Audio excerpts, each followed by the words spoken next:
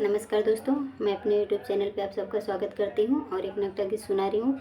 ये गीत आप लोगों को कैसी लगी कमेंट बॉक्स में बताना और कमेंट करना तो लाइक भी कर लेना आप लोग। और जो लोग नए हैं प्लीज़ आप लोग रिक्वेस्ट कर रही हूँ आप लोग से सब्सक्राइब कर लेना चैनल को। 5 रुपया बिरापनवा गुजर कैसे होई सजनवा।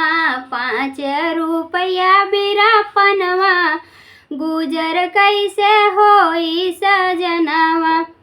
बाग भी बिक गए बगैचा भी बिक गए, बाग भी बिक गए बगैचा भी बिक गए।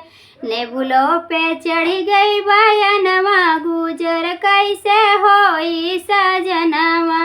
नेबुलो पे चढ़ी गई बयनवा गुजर कैसे होई सजनवा। 5 रुपया बिरापनवा गुजर कैसे होई सजनवा। 5 रुपया बिरापनवा गुजर कैसे होई सजनवा। कुआनो भी बिक गए जगतियो भी बिक गए, कुआनो भी बिक गए जगतियो भी बिक गए।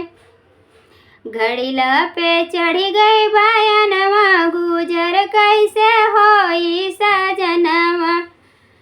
घड़ीला पे चढ़ी गई बयनवा गुजर कैसे होई सजनवा। 5 रुपया बिरापनवा गुजर कैसे होई सजनवा।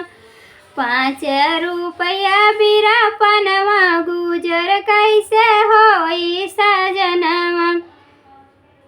महल भी बिक गए अटरियो भी बिक गए, महल भी बिक गए अटरियो भी बिक गए।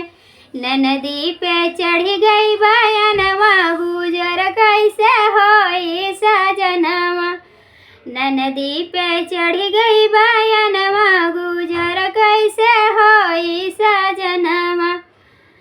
5 रुपया बिरापनवा गुजर कैसे